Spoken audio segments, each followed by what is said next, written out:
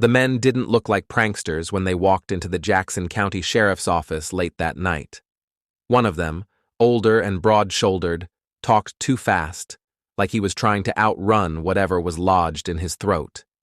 The other, a teenager, stayed half a step behind him with eyes wide and glassy, shaking so hard his hands couldn't stay still. A deputy guided them into a small interview room with plain walls and a scarred table.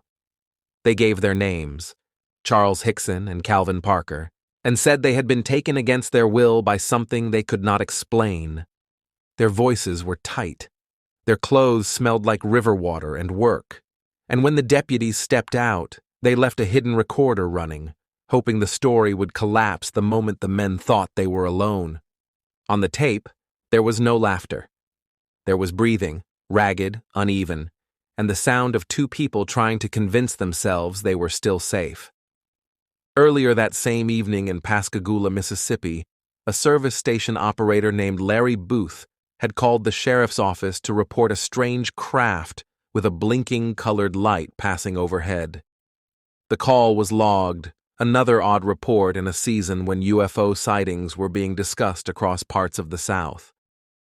But hours later, close to 11 p.m. on October 11, 1973, the sheriff's office had two men in front of them, not calling from a payphone, not asking to stay anonymous. They were shipyard workers, and they were saying the thing in the sky had come down close enough to touch their lives. Hickson was 42, the kind of man who knew the clang of steel, the grit that lived in work clothes, the rhythm of shift whistles. Parker was 17, related to Hickson and employed at the same shipyard, younger and quieter, not someone who seemed built for attention. They told deputies they had gone fishing on the west bank of the Pascagoula River near a pier along the industrial edge of town.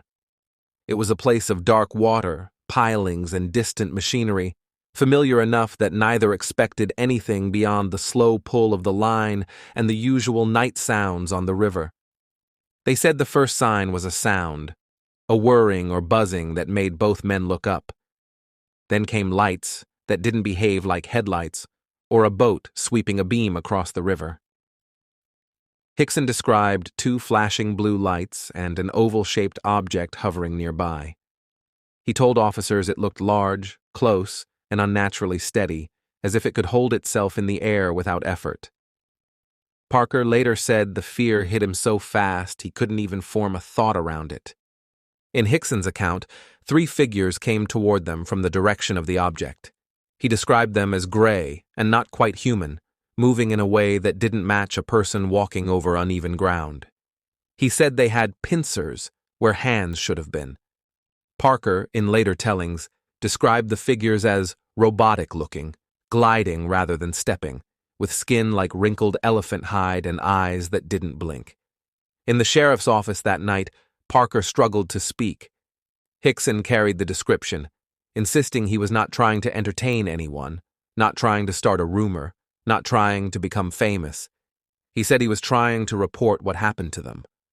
Parker, they claimed, collapsed almost immediately, fainting from terror. Hickson said he stayed conscious. He told deputies he felt himself lift, as if the ground had been taken away. He said he was pulled up into the object and examined. He described an eye-like device that came close to his face and a clinical process that left him helpless, like his body could be moved and positioned without his permission. Parker later said he remembered pieces, being unable to move, the sensation of being handled, the feeling of panic so intense it blurred the edges of time.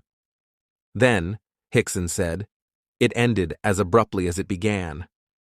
They were back near the riverbank. The lights withdrew, the buzzing faded.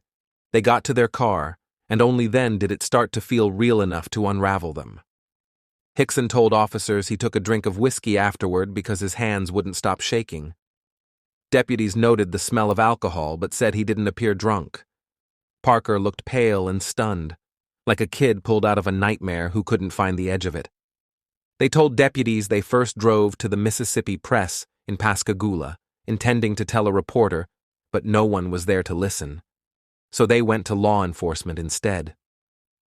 Their report made the newspaper the next day, October 12th, and the town woke up to headlines about two local men claiming they had been taken aboard a UFO. Almost immediately, the case spread beyond Mississippi, pulled into the wider national appetite for the strange. Captain Glenn Ryder, one of the officers involved early, admitted he started out skeptical.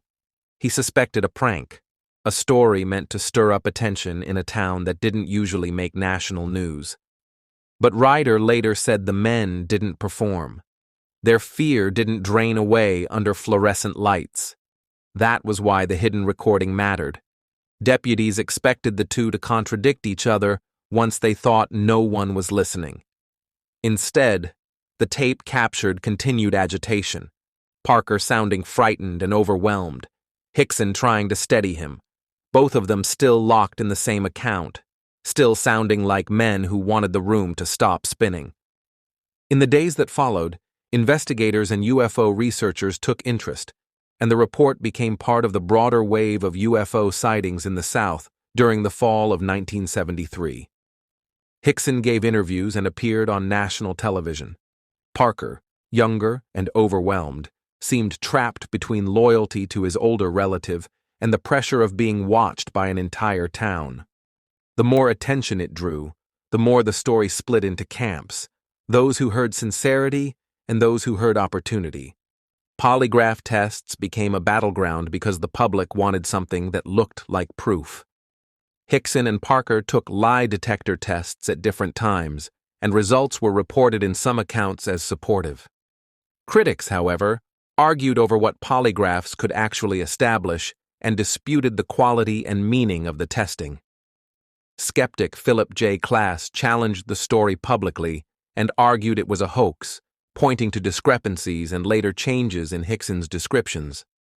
Other skeptical investigators suggested alternate explanations that didn't require visitors from anywhere at all, focusing instead on fear, suggestion, and the way human memory can harden around a moment of intense stress. For Parker, the aftermath was not a victory lap. In later years, he described ridicule, doubt, and the heavy weight of being the teenager in the room whenever adults argued about what he must have seen. He largely stepped away from the spotlight for long stretches, returning decades later with his own book and interviews, still insisting the core claim was true. Hickson continued speaking publicly for years and said the encounter stayed with him, shaping the way he saw his own life. The Pascagoula incident never delivered the kind of ending that closes a file. It has contemporaneous news coverage, police involvement, and a secret recording that caught two men sounding genuinely frightened. It also has outspoken skeptics, disputes over details, and the simple reality that extraordinary claims don't become verified simply because they are repeated. What remains is the fixed point in the timeline. Two shipyard workers walked into a sheriff's office on October 11, 1973, and reported an encounter they said happened by the Pascagoula River. Thank you for listening to The Lantern's Tale. Subscribe for more true stories, if you dare.